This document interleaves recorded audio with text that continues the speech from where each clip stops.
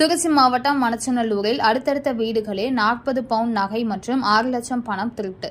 அடுத்தடுத்த வீடுகளில் தொடர்ந்து திருட்டால் பொதுமக்கள் பீதி.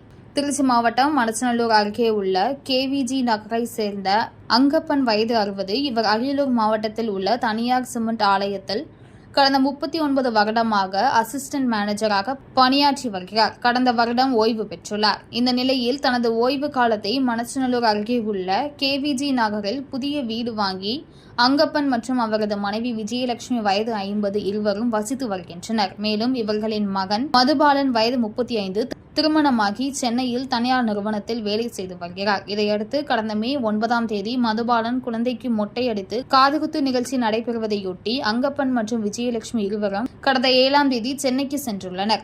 அதனைத் தொடர்ந்து நிகழ்ச்சி நிறைவடைந்து மகன் மதுபாலன் வீட்டில் இருவரும் தங்கியிருந்தனர். இந்த நிலையில் இன்று காலை மணச்சநல்லூர் KVG பகுதியில் உள்ள அவரது வீட்டின் அருகாமையில் உள்ள பக்கத்து வீட்டுக்காரர் சரவணன் என்பவர் மதுபாலனுக்கு போன் செய்து வீடுகளின் பூட்டு உடைக்கப்பட்டு திருடு போன சம்பவத்தை பற்றி தெரிவித்துள்ளார். தகவல் அறிந்த அங்கப்பன், விஜயலட்சுமி மற்றும் மதுபாலன் மூவரும் சென்னையிலிருந்து மணச்சநல்லூர் வீட்டுக்கு வந்து பார்த்தபோது வீட்டின் பூட்டு உடைக்கப்பட்டிருந்ததை கண்டு திகைத்து நின்றனர். பின்னர் பீரோவில் சென்று பார்த்தபொழுது அதிலிருந்து 33 பவுண்ட் நகை மற்றும் 70,000 பணம் திருட்டு போயிருப்பதை கண்டு அதிர்ச்சி அடைந்தனர்.